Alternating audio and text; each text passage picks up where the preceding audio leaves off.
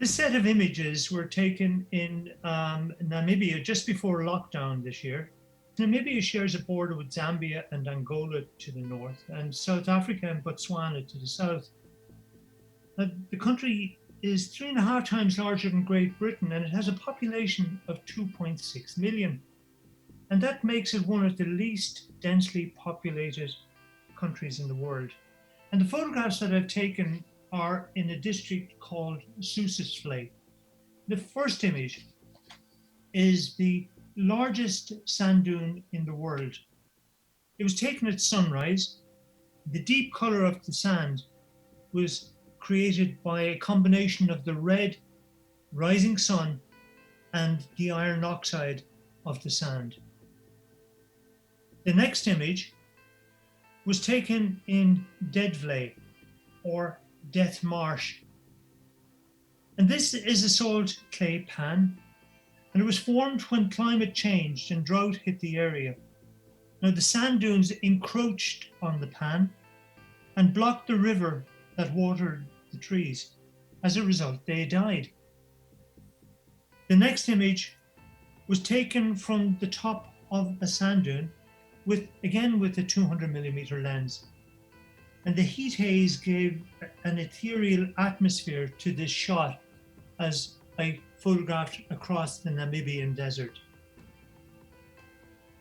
The hill walker appeared suddenly at the brow of a hill, and this sand dune is known as Big Daddy. It's the largest sand dune in Soussusvlei. It was a grab shot, handheld, and taken just before the hill walker disappeared over the brow of the hill again. I'm a firm believer in serendipity forms a very important element in photography. The final image in this sequence was taken in the eerie silence of Deadvlei after moonrise.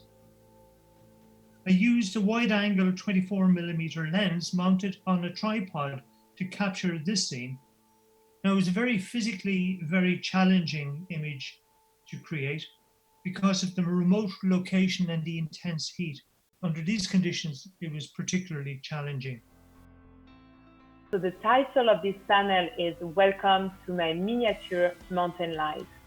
The first picture of this panel called Parmesan Mountain. My hometown is not far from Italy, and there is so much nice hiking and rock climbing spots in the Alps. A few years ago with my brother in the Mont Saint-Denis lake, after we finished it, we decided to cross the border and go to Italy to eat some pasta, with Parmesan, of course. The second picture of my panel is the Apple Mountain, but actually the real name is Vercors. It's where I'm from. And every time I'm going there, I like to climb with my parents, going to this little cabin in the mountain called Auberge de Malaterre, where we actually eat their famous apple pie. The central picture of my panel, it's the Pancake Mountain. Every time when you arrive to the top of the mountain after a climb, you feel you achieved the impossible. It's a little bit like the cherry on the top of the cake, but for me, I prefer strawberries. So the name of this picture is Grapefruit Mountain. I actually never do any hike or rock climbing without a grapefruit of my bag. And on this picture, I wanted to show that my brother is always having an eye on me when I climb the mountain. For this picture, it's the homemade bread mountain. I'm so proud I actually was able to make my own bread during the COVID and the lockdown. So this bread actually was exactly the same and the same taste as the one I could find in the little cabin where I'm from in France called Les Allières. And you eat their famous slice of bread with cheese. My panel consists of 5 images taken outside the International Bar on Dublin's Exchequer Street. They are part of a collection, now running to more than 30 images, built up over the past 3 to 4 years. Since being introduced to street photography, no trip into town is complete for me without a visit to this location, in the hope that there will be an interesting subject or two availing of the pub's outdoor facilities, usually with a drink, but not necessarily so. I like to take candid shots, ideally with the subject or subjects unaware that they are being photographed, and no permission was sought or offered for the images in this panel. So in these 5 photographs, we have the 2 outside shots, image number 1 and image number 5, of men deep in thought. The inner facing shots, image number 2 and image number 4, show couples clearly engaged with one another and not worrying about a photographer on the other side of the street. I was clearly spotted in the center shot, image number 3, and the main character appears not overly happy at being photographed. But thankfully he didn't chase after me and demand I delete the photo. With the onset of the COVID-19 pandemic and lockdown, trips to town were not possible, and the bar was closed. However, as the bar serves food, it has reopened, and I did venture into town last weekend. There were plenty of people about, but social distancing wasn't always in evidence, so I won't be repeating this exercise for some time to come, sadly.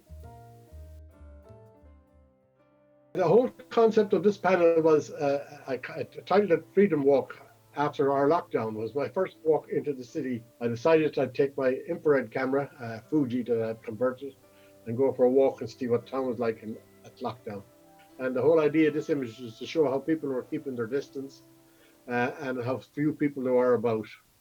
The second slide, another one from Stephen's Green, a continuation of the first one where the people are well spread out. I then moved on to the Grand Canal. I had a walk along the canal. I took this shot from Mount Street Bridge, looking along the canal, beautiful sunny day, and people were very scarce again, but there was a couple of people having picnics along the bank. Further along the canal, I came across this herring. I was able to go right close to it, very few people around. Normally, you wouldn't see them this close on the canal. And then I further went along to Marion Square, and I've always been trying to get a nice picture of Oscar Wilde, but there was always too many tourists around. I had it to myself this day. There was so few people around. I took these pictures in the Science Museum in Valencia, Spain. I used black and white film with a red filter on the camera lens to darken the blue skies. On this occasion, I scanned the eggs so that they can be viewed online. I normally handprint my own pictures in double camera club darkrooms. The fourth picture was taken with a 200mm telephoto lens.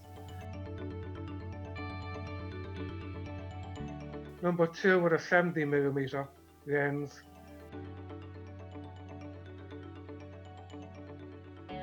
Number 3, I used a 20mm wide angle. And the last 2 with a fisheye lens. This was the only way I could get the whole scene in.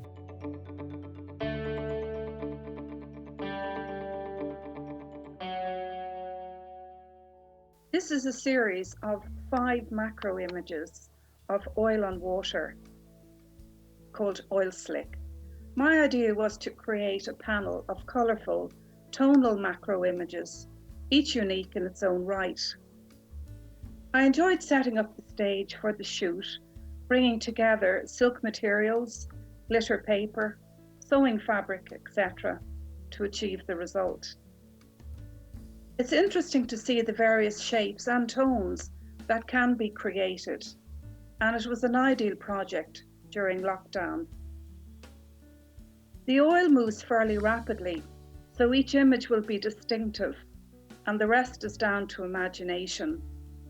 It's good fun too, and very absorbing. I particularly like a luminous rather than a flat effect on the image, which can be further enhanced in post-processing. I feel these images could be used as screensavers or computer backgrounds.